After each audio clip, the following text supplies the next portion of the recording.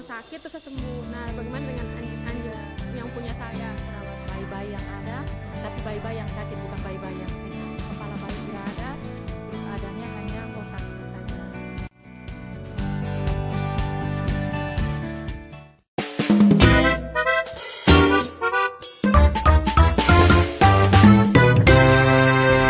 Back dalam Stereotip Podcast RRI Atambua, tempat di mana kita bakal bahas yang katanya begini bahkan aslinya begitu. Mungkin di sini menjadi salah satu tempat untuk berbagi juga kalau masih banyak yang tolak vaksin. Jadi terima bayi pertama itu tengkorak, kepala bayi tidak ada, terus adanya hanya otaknya saja. Tapi bayinya hidup, puji Tuhan hidup sampai sekarang.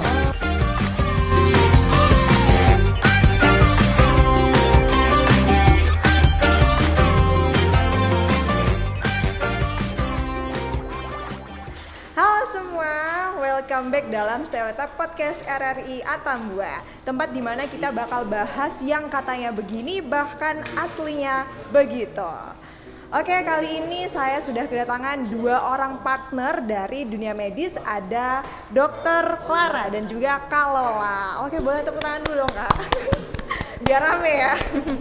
Oke, Dr. Clara dan juga Kak Lola ya, Kak ya. Ini kan dari dunia medis. Kalau boleh tahu kan kalau Kakak sebagai dokter hewan dan juga kalau Kak Lola sebagai perawat perina. Boleh nih dibantu jelaskan sama kita nih aktivitas sehari-hari nih atau latar belakangnya biasanya ngapain sih? Boleh dari Dokter Clara dulu. Baik, kalau saya sendiri merupakan dokter hewan Clara Kapitan. Kebetulan saya merupakan lulusan dari Fakultas Kedokteran dan Kedokteran Hewan Universitas Nusa Cendana.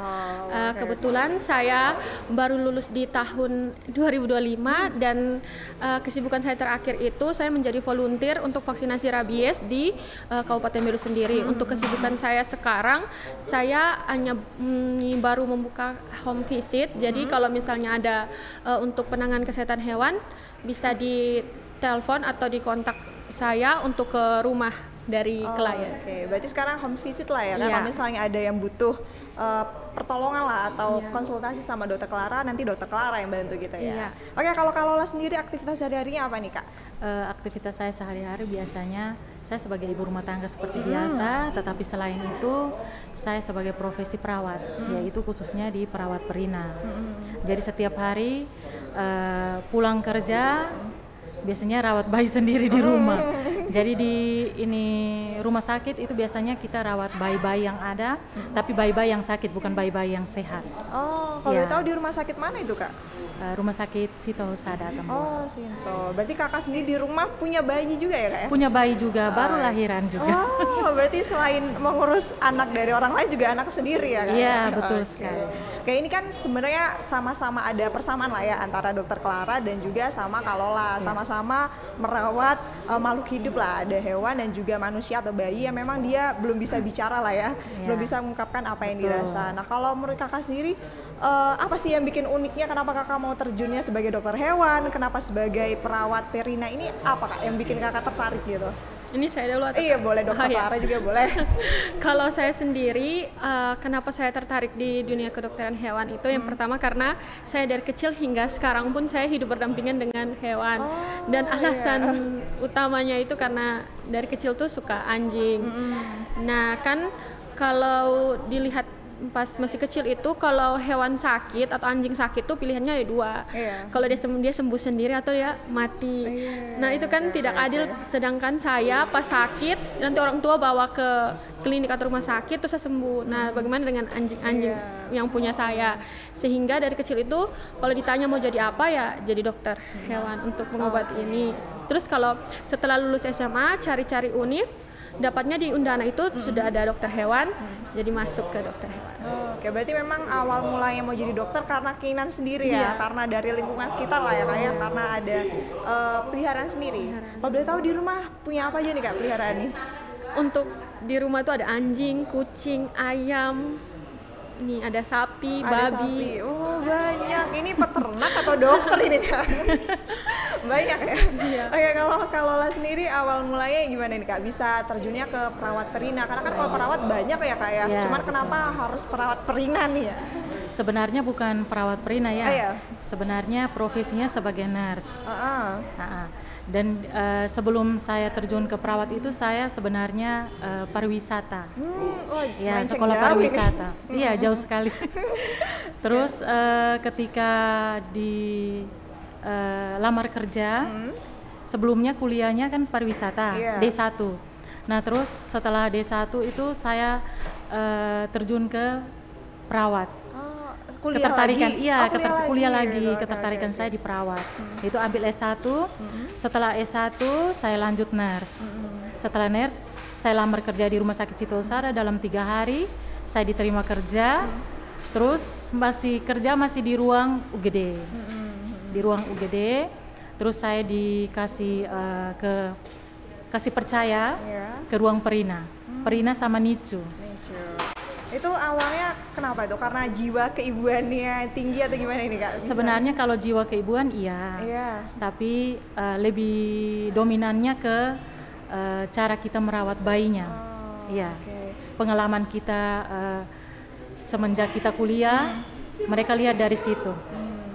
Oke, tadi kan kalau Lah ada cerita kalau misalnya perawat bayinya tuh bayi yang sakit gitu ya Kak ya? Iya, bayi yang sakit, ya. Itu biasanya seringnya sakitnya gimana itu Kak kalau sakit? Sakitnya itu biasanya sesak. Heeh. Sesak, ada prematur, terus ada bayi yang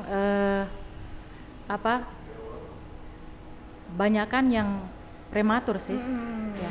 Oke, Itu saja. berarti bayi baru lahir yang Ya. mungkin masih belum sehat langsung lah ya Kak Iya, ya? Ada yang betul. prematur atau yang ada sesak-sesak gitu. Berarti Yang minum air ketubannya, Oh, ya oke. betul. Itu kan kalau penanganannya memang harus lebih apa ya kayak hati bener-bener ekstra lah ya, hati-hati ya Ya. kayak dibandingkan sama orang dewasa yang sakit. Betul Karena kan sekali. kalau orang dewasa sakit bisa kasih tahu nih ya, saya sakit di sini Iya. begitu ya. Sedangkan kalau bayi kan harus kita yang tahu. Iya, harus Itu- kita yang tahu. Nah, Itu Kakak kita tahunya bacanya- dari bayinya merintih. Oh. Kalau bayinya merintih otomatis respirasi atau pernafasannya ada terganggu. Jadi kita lihatnya di RR-nya, Oke, respirasi pernafasannya. Berarti rata-rata hampir karena sesak gitu ya kak ya? Iya, Sesak, hampir sesak prematur. karena biasanya kita penanganannya biasa pakai oksigen secepat mungkin. Oke. Iya. Tapi kalau kasus yang mungkin di luar itu yang udah ekstrim banget gitu pernah nggak kakak? Pernah Apa itu kak? itu bayi yang kepala tengkoraknya tidak ada. Iya, betul. Itu kepala tengkoraknya tidak ada. Jadi pertama kali juga saya melihat, terus saya langsung terima bayinya juga. Iya. Namanya manusiawi Iya. ya. Jadi rasa takut pasti ada. Jadi terima bayi pertama itu tengkorak kepala bayi tidak ada, terus adanya hanya otaknya saja. Tapi bayinya hidup. Puji Tuhan hidup sampai sekarang. Itu berarti memang nanti sepanjang penanganannya di tempat kakak nih, di bagian perina ya kak? Iya. Itu sampai sembuh atau nanti ada tempat lain Sebenarnya lagi? tidak juga, karena memang itu kan pemberian dari Tuhannya. Iya. Jadi kita tidak bisa menyembuhkan bayi seperti itu. Jadi kita hanya lihat, tapi bayinya itu normal, minumnya normal, semuanya normal. Jadi kita rawat bayinya cuma 2 hari. 2 hari terus kita edukasi ke keluarga bayi untuk bawa pulang bayi. Tapi bayinya sehat. Bayinya sehat. Iya. Oh, luar biasa ya memang Iya. ada dunia medis ini banyak misterinya memang. Iya, betul. Betul. Oke, kalau dokter Clara kan sama hewan ya dok Iya. ya. Kalau misalnya kita sama bayi kan mungkin bayinya nggak terlalu banyak bergerak seperti ya. Kalau hewan kan beda ya dok ya. Kalau hewan walaupun nggak bisa bicara tapi aktif kemana-mana. Nah kalau dokter sendiri untuk menangani hewan mungkin ada yang hewan sakit gitu ya. Kan dia lebih banyak berontak atau gimana. Itu biasanya gimana tuh dok cara penanganannya dok?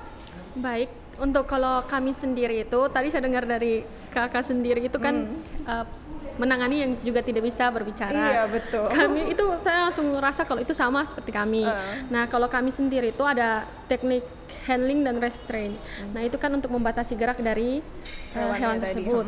Nah itu di hewan besar beda, hewan kecil Kecil tuh beda, beda. satwa liar beda. Iya. Jadi untuk mungkin yang paling ini saya ambil contoh kayak anjing. Nah anjing sendiri kan walaupun dia dekat dengan ownernya atau pemiliknya itu belum tentu dengan orang baru dia mau.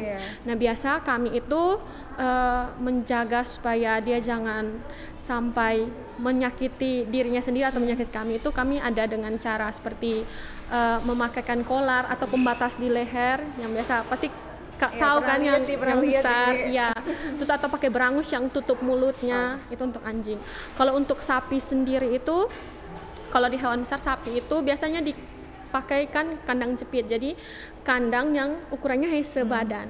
Kalau kuda sendiri itu ada beberapa teknik sih ya untuk membatasi geraknya supaya dia jangan lari ke sana lari ke sini, itu dengan ikat kaki satunya jadi tahan, jadi dia juga tidak bisa tendang atau dia tidak bisa lompat atau menyakiti yang tahan atau kita sebagai dokter hewan. Oke. Nah, kalau dokternya bisa tahu hewan ini sakit apa nih, dia lagi ngapa, itu memang kan sebenarnya udah dipelajari pasti ya dok ya. Cuman bisa langsung tahu itu langsung feeling gitu, ini sakit ini nih, sakit ini atau gimana? Iya. Kalau kami sendiri untuk dokter hewan itu sampai kami bisa mendiagnosa hewan ini mengalami suatu penyakit itu banyak hal sih Kak, tapi dari pertama itu kami anamnesa atau menggali informasi dari pemilik, kemudian memperhatikan fisiknya ada perubahan atau tidak, kemudian bisa juga dengan menggunakan diagnosa penunjang seperti kayak pemeriksaan darah, USG begitu, kemudian dengan kondisi langsung yang kita lihat apakah ada gejala-gejala yang mengarah ke suatu penyakit. Nah itu yang dapat menentukan hewan ini penyakit apa. Oke. Biasanya kalau hewan tadi kan kayak ada sapi gitu ya, sapi, terus kucing, terus apa tadi? Anjing. Nah itu biasanya kode-kode dari mereka apa tuh? Rintihan, kan kalau rintihan gitu ya. Maksudnya apakah ada apa ya suara-suara itu atau gimana? Kalau biasanya kalau untuk hewan, hampir semua hewan itu kalau sakit itu lebih kayak diam. Tapi kalau anjing sendiri kalau dia sudah diam, kalau kita sentuh berarti merintih juga. Sebenarnya ada merintih sih.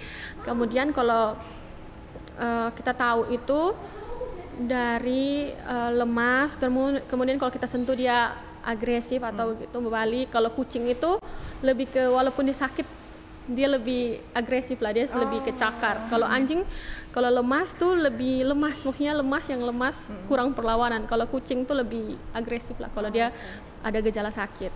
Oke dok, saya mau nanya kalau misalnya kode dari buaya darat gimana? Enggak karena dokter hewan. Oke, dokter Lola ya, mohon maaf Kak Lola, kebalik jadi ya kan. Oke. Kalau Kak Lola sendiri Kak, kalau sebagai perawat bayi gitu ya Kak ya, kalau perawat bayi itu kan mungkin banyak kali kasus-kasus dari bayi yang tadi ya prematur ataupun sakit. Kalau bayi yang memang dia kurang menunjukkan gejala gitu ada nggak dok? Misalnya kan ada bayi baru lahir nggak menangis atau gitu juga ada ya dok? Ada. Itu biasanya kalau kita kan biasanya perawat perina kan salah satu turun di ruang operasi untuk menerima bayi. Jadi biasanya kalau bayi baru lahir itu ada gejala-gejala tertentu yang kita harus memang benar-benar rawat intensif di ruang perina atau ruang NICU. Jadi bayi-bayi itu biasanya kita terima saat bayi tidak bernafas atau tidak menangis. Biasanya kalau bayi tidak menangis, biasanya kita perlu penanganan yang cepat, yang lebih akurat, ya.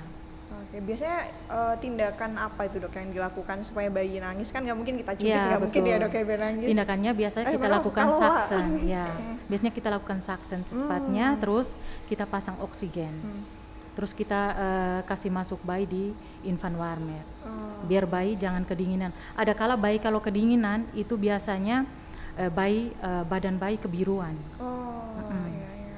Berarti kalau kebiruan menunjukkan yang pasti yang kurang baik tadi lah ya dok? Iya betul. Oke, Kak, kalau misalnya kakak sini kan udah berapa lama Kak kurang lebih jadi perawat? 5 tahun ya? 5 tahun sepanjang kakak pernah mohon maaf lah ya, Kak, yang mengalami kejadian bayinya sampai meninggal seperti itu apakah kasus seperti itu tinggi atau masih normal lah bisa dikatakan? Masih normal sih sebenarnya. Masih normal. Pernah ada kejadian saat saya terima bayi itu saya juga kecelakaan. Iya, kecelakaan jatuh di ruang operasi karena memang bayinya harus cepat-cepat dirujuk karena bayinya saat dilahirkan di ruang operasi itu bayinya itu otaknya di bagian belakang tengkuk. Iya, tengkuk. Otaknya ada di situ, tidak tahu itu mungkin dari Tuhan atau memang dari kelalaian orang tua itu kurang tahu. Tapi itu harus cepatnya dirujuk. Tapi ternyata alhasil 3 jam kemudian bayinya dinyatakan meninggal. Iya, tidak tertolong. Pasti terasa ikut sedih juga ikut lah ya, sedih, Kak, ya, betul. Oke, berarti kalau Kakak sendiri kejadian yang paling nggak enaknya itulah ya Kak ya? Iya, betul. Kalau yang paling enaknya pernah nggak Kak? Ini apa ya, jadi kayak kenapa saya suka ini di dunia ini untuk merawat bayi? Yang paling enaknya kayaknya rawat bayi-bayi yang menurut saya imut-imut sih. Banyak ya kayak bayi yang lucu-lucu gitu ya kan? Ada yang kecil sekali, ada yang besar sekali. Jadi kita biasa lihatnya seperti bayi-bayinya kita sih. Seperti merawat anak-anak sendiri. Iya, betul. Oke, kalau Kakak biasanya kalau di sana dirawat berapa lama Kak untuk bayi-bayi baru lahirnya? Tergantung. Kalau bayinya memang benar-benar perlu perawatan yang intensif, itu kita rawat sampai 10 hari, sampai 5 hari. Tapi kalau bayinya cuman minum air ketuban hijau, mekonial, itu cuman 3 hari kita rawatnya, karena dia harus mendapatkan antibiotik selama 3 hari. Oke, berarti ya kalau untuk normalnya nggak sampai lama, nggak sampai lama, ya. Tergantung sesaknya juga. Ya. Nah, kalau Dokter Clara ya, kan tadi ada sharing bahwa sebelumnya pernah jadi volunteer. Itu boleh di-sharing bagaimana kegiatannya, terus apa aja sih yang dilakukan sama volunteer gitu, Dok? Iya, kalau volunteer sendiri yang di Kabupaten Belu sendiri itu volunteer untuk vaksinasi rabies. Nah, kan kita tahu kalau di Pulau Timur sudah ada masuk virus rabies. Kemudian dari pencegahan yang diberikan oleh pemerintah maupun dari tenaga kesehatan itu yaitu untuk vaksinasi. Nah, vaksinasi ini itu kita berikan kepada hewan anjing karena hewan anjing itu merupakan hewan penular rabies. Kemudian kegiatan yang kami lakukan itu kami turun ke desa-desa, ada di desa-desa yang ada di kecamatan di Kabupaten Belu untuk dilakukan vaksinasi. Nah, di situ ada beberapa pengalaman yang mungkin di sini menjadi salah satu tempat untuk berbagi juga kalau masih banyak yang tolak vaksin. Iya. Kalau vaksin rabies tadi tuh ya Dok ya. Nah, padahal vaksin rabies ini merupakan salah satu cara pencegahan untuk penularan virus rabies tersebut.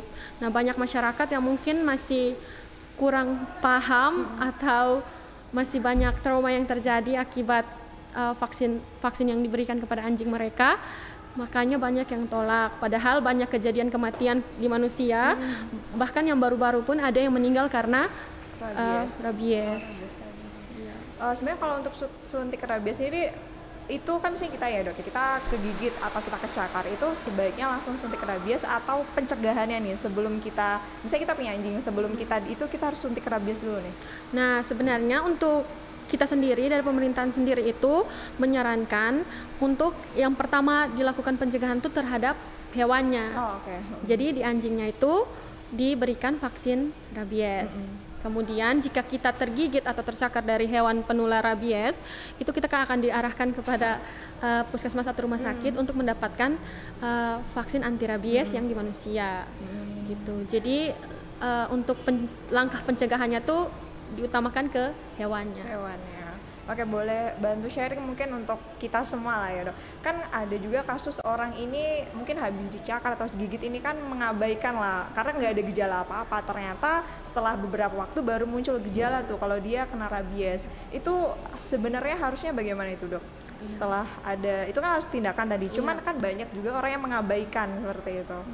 Salah satu tindakan yang harus kita lakukan pertama kali setelah kita digigit atau dicakar hewan penular rabies itu, kita harus mencuci dengan sabun 15 menit. Dan itu tuh benar-benar harus 15 menit. Harus 15 cuci sabun tanpa henti gitu ya? Tanpa henti di air mengalir itu 15 menit.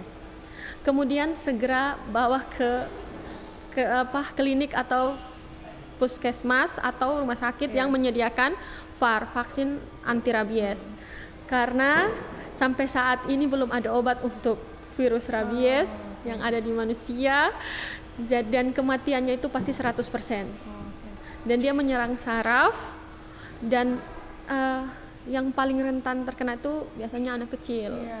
Jadi kalau sudah kena, sebaiknya kita sebagai kakak, orang tua segera bawa ke puskesmas. Jadi sebenarnya walaupun sudah menunjukkan gejala ataupun belum secara langsung harus diberi tindakan seperti ya dok ya. Oke.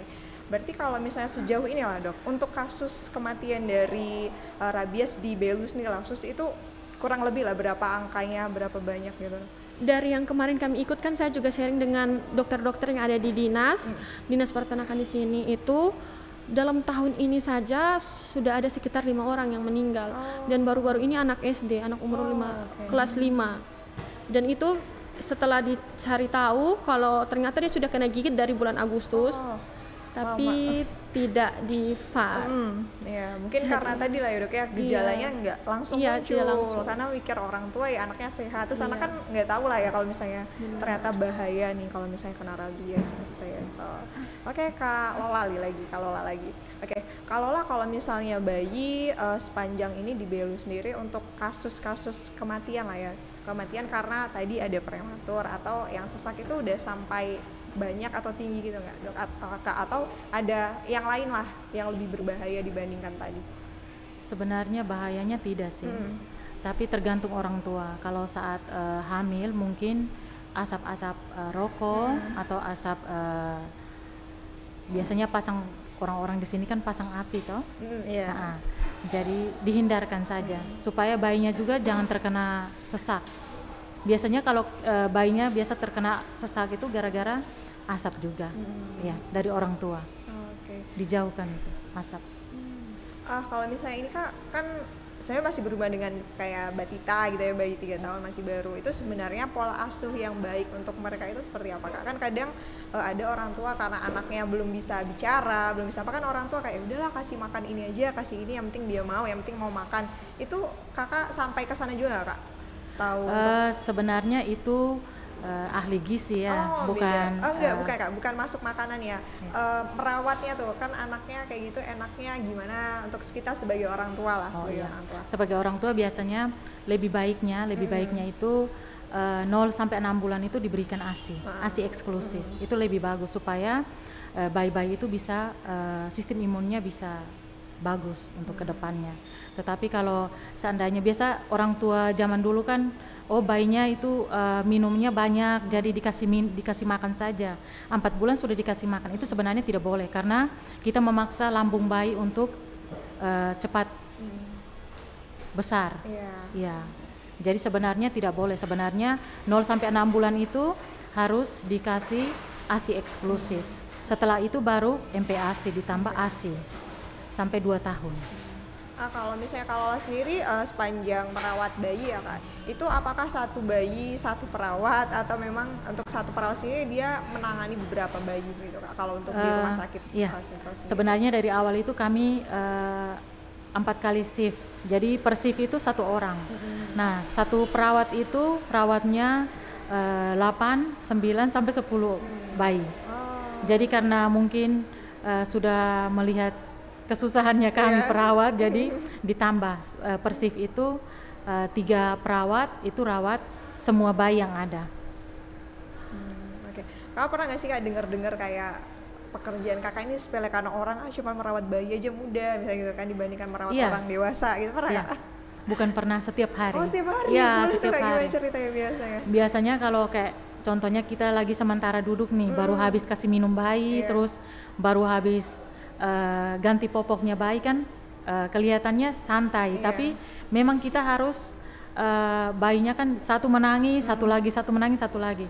Jadi kita pas duduk santai-santainya, pas kita kerja yang lain-lain, terus ada yang datang bilang, ih kamu santai sekali kayak begitu. Tapi sebenarnya tidak santai karena satu bayi menangis pasti semua bayi menangis. Saut-sautan ya Kak? Iya betul. Teman-teman ayo kita nangis semua, bareng-bareng. Susah. Nah, Kakak kan punya bayi sendiri, terus juga merawat bayi orang lain. Menurut Kakak lebih susah merawat bayi orang lain atau bayi sendiri? Sebenarnya sama-sama susah. Iya, sama-sama susah. Tetapi kalau bayinya kita kan kita langsung kalau menangis kita langsung kasih ASI. Tapi kalau bayinya orang kan kita rawatnya bayi sakit. Jadi kita harus benar-benar intensif untuk jaga mereka. Oke, dokter lagi nih. Dokter kalau berarti sekarang lebih ke home visit ya dok ya. Kalau misalnya home visit berarti lebih ke hewan-hewan peliharaan ya dok ya. Kalau untuk hewan liar gitu, pernah nggak dokter menangani kasus kalau hewan liar seperti itu? Kalau hewan liar sendiri, kebetulan itu punya sendiri sih. Oh, apa itu dok? Kalau di rumah tuh saya ada iguana dan kebetulan juga saya ada mau fokus ke iguana untuk menjadi breeder dari iguana. Jadi kasih kawin terus ada anaknya begitu.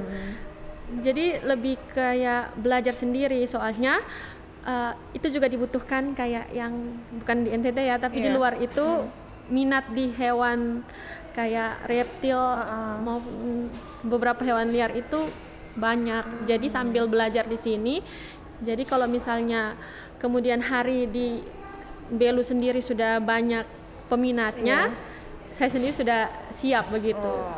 Siap apa ini? Siap untuk apa ini? Siap untuk menangani, karena kan beberapa dokter siap hewan buka mau jualan iguana lagi. Oh iya, kalau jualan sih kalau jadi bisa. Terus kan kalau kan ada beberapa orang juga, kan walaupun dokter hewan kan tidak semua hewan dia mampu untuk pegang. Jadi kalau saya sih mencari peluang yang belum. Berarti kalau misalnya hewan sebenarnya sudah pernah ya, tapi lebih ke iguana tadi. Kalau sampai liar apa ya? Kalau liar yang liar di sini apa ya dok? Kuda liar atau apa? Kalau biasa kan kalau di sini kayak rusa itu kan masuknya hewan satwa liar.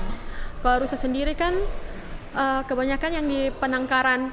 Kalau misalnya di penangkaran itu pengalaman waktu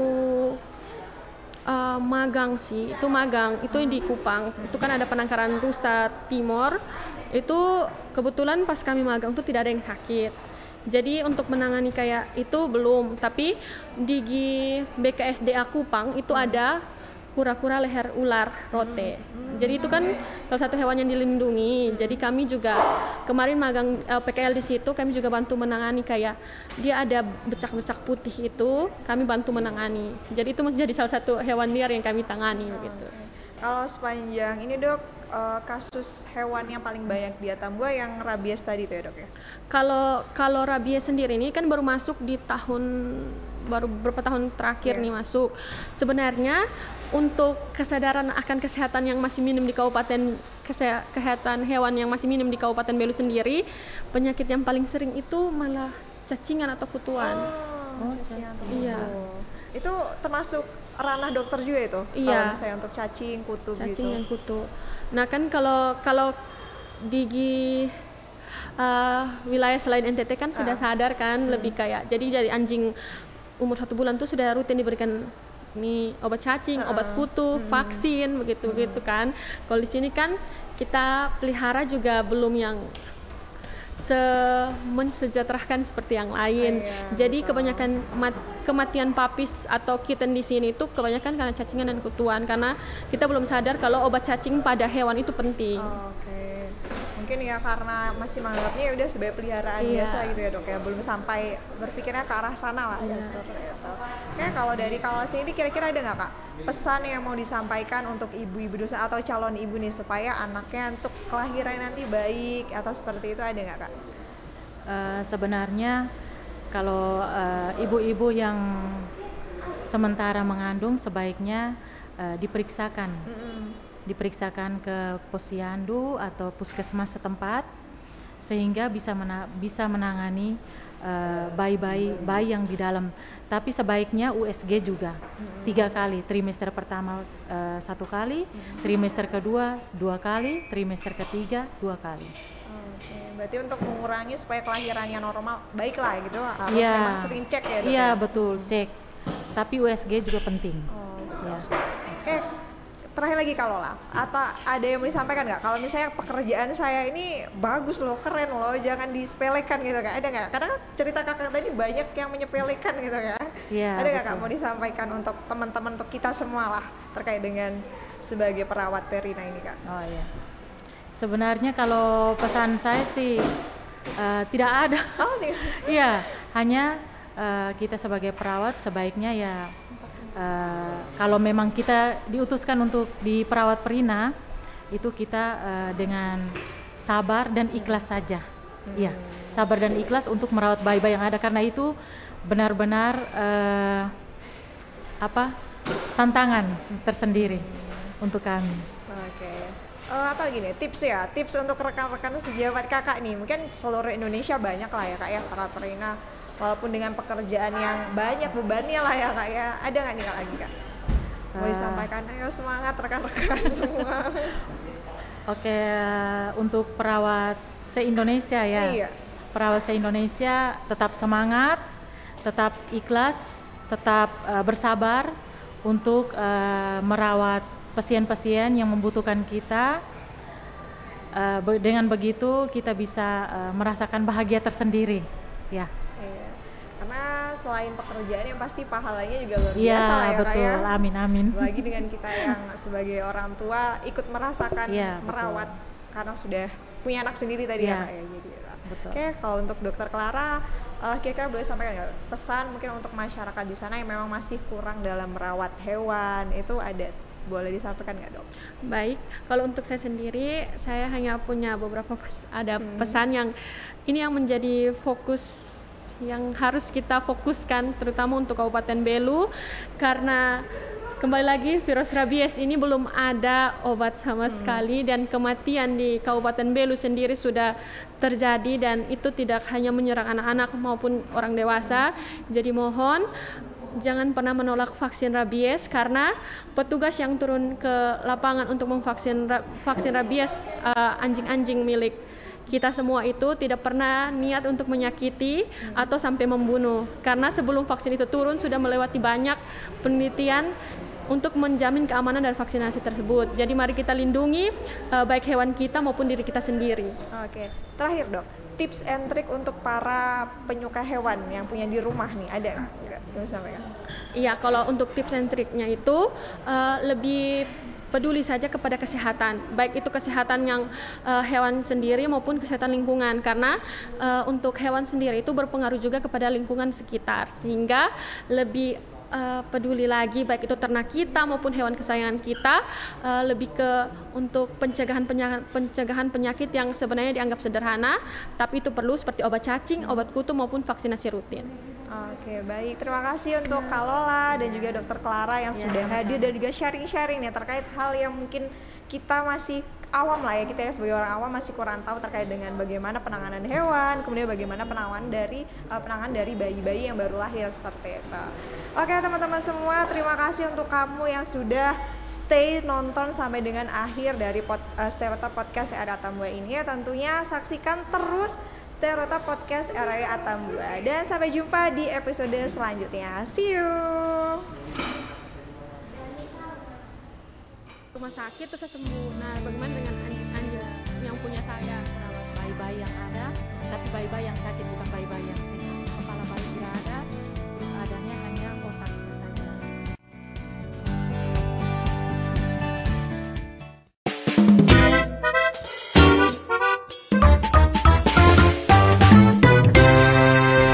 Back dalam Stereotip Podcast RRI Atambua, tempat dimana kita bakal bahas yang katanya begini bahkan aslinya begitu.